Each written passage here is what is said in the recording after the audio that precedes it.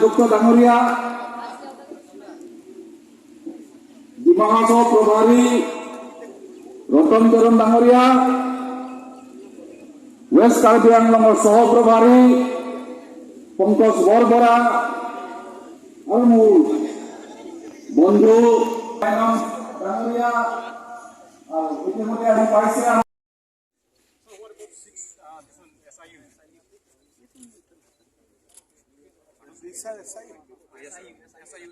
Today only they told me I will solve the problem. Don't worry. Sir, yes, BJP is promising since the last that peace will bring in the country, but Manipur is burning since 1 month. And আৰু কিবা আছে নেকি sir তিনিখন medical college কি recognition হৈছে এটো মই শুনা নাই কথাটো মই শুনা নাই তিনিখন মেডিকেল কলেজতে এইবাৰো নাম ভৰ্তি হ'ব আৰু খুব ভাল কৰি মেডিকেল কলেজ চলি থাকিব স্যাৰ এসআইইউ টো আপুনি কৈছিলে যে আপুনি মেডিকেল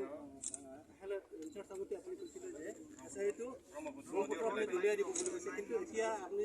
এতিয়া মই ক'লোনে মোক আজিয়ে কৈছে প্ৰব্লেমটো অলপ আগত 1 ঘণ্টা আগত কৈছে আমাৰ ইয়াত কাৰ্বি আংলঙৰ বহুত হেম্পাৰ হৈ আছে এসআইইউ মই চাই দিম এতিয়া গৈয়ে চাই দিম আজি গৈ লওঁ মোক এতিয়া ইয়াত আহোঁতেহে কৈছে আগতে মই নাজানিছিলোঁ এনেকুৱা কিবা প্ৰব্লেম হৈ আছে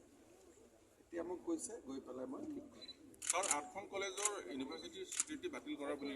মইতো শুনা নাই মইতো জানাত জুলাইত বিল আহিবহে 8খন কলেজক বিশ্ববিদ্যালয় কৰাৰ কাৰণে 6 আগষ্টত বিল আহিব এছেম্বলি আৰু তাৰ বিৰুদ্ধে এটা অভিযোগ আনি আছে যে মণিপুৰত কুকি উগ্ৰপন্থীৰ সহায়ত চৰকাৰ গঠন কৰা হৈছিল এনেকৈ হ'ব পাৰে নেকি ইমান মানুহে ভোট দি জিকাইছে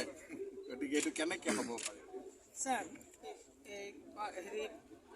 ইঞ্জিনিয়াৰিং কলেজ স্থাপন কৰা আছিল কিন্তু এতিয়ালৈ বাস্তৱত ৰূপায়ণ হোৱা নাই টেণ্ডাৰৰ কাম চলি আছে লাহেকৈ হৈ যাব ভেটেনাৰী কলেজৰো টেণ্ডাৰৰ কাম এগ্ৰিকালচাৰৰ টেণ্ডাৰৰ কাম লেণ্ড এলটমেণ্ট